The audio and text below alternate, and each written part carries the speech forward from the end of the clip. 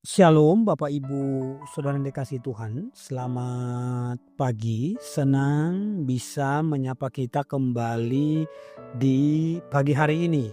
Bapak Ibu Saudara yang dikasihi Tuhan, pagi ini kita akan belajar dari kitab 1 Raja-Raja pasal yang ke-18 ayat 30. Dikatakan begini Bapak Ibu, kemudian Elia mendekati seluruh rakyat itu dan berkata, "Datanglah dekat kepadaku." Maka mendekatlah seluruh rakyat itu kepadanya, lalu ia memperbaiki mezbah Tuhan yang telah diruntuhkan itu. Nah, Bapak Ibu Saudara yang dikasihi Tuhan, ketika mezbah Tuhan di tengah bangsa Israel runtuh, hubungan mereka dengan Tuhan mengalami keretakan.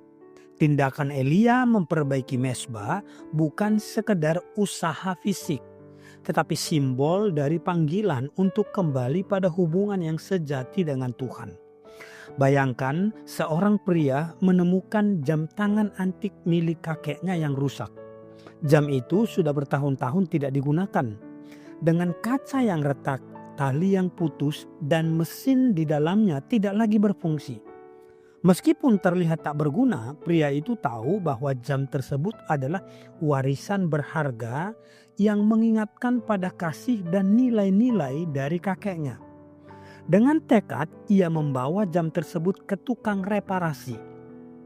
Tukang reparasi membersihkan debu, mengganti kaca yang pecah, memperbaiki mesin yang rusak, dan menyelaraskan kembali setiap bagiannya. Setelah melalui proses yang panjang, jam itu kembali berdetak seperti sedia kala. Jam itu tidak hanya menjadi indah secara fisik, tetapi juga membawa pesan berharga tentang penghargaan terhadap sesuatu yang dulunya pernah diabaikan. Begitu pula dengan mezbah hati kita, terkadang hubungan kita dengan Tuhan terasa rusak. Mungkin karena dosa, kekecewaan, atau kesibukan yang membuat kita lupa menyembah dan berdoa kepada Tuhan. Namun Allah rindu memulihkan mezbah hati kita, menjadikannya tempat yang hidup kembali, di mana doa dan hubungan dengannya bisa terus berdenyut setiap waktu. Nah, ada sebuah kata bijak dari Martin Luther. Dia pernah berkata begini Bapak Ibu, doa adalah kunci pagi dan gembok malam hari. Artinya kunci di pagi hari adalah membuka semua perjalanan kita sepanjang hari.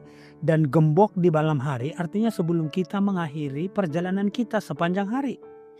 Nah, jadi kesimpulan dari firman Tuhan buat kita di pagi hari ini, memperbaiki mezbah adalah tindakan untuk memperbaharui hubungan kita dengan Tuhan. Sama seperti pria itu tidak membiarkan jam tangan berharga itu rusak selamanya, kita pun dipanggil untuk tidak membiarkan mezbah hati kita runtuh. Dengan kerendahan hati, bertobat dan kembali kepada Tuhan, kita dapat melihat mezbah hidup kita kembali menyala dengan kasih dan hadirat-Nya. Tuhan rindu melihat kita kembali kepadanya. Amin. Demikian kebenaran firman Tuhan. Semoga memberkati kita dan shalom.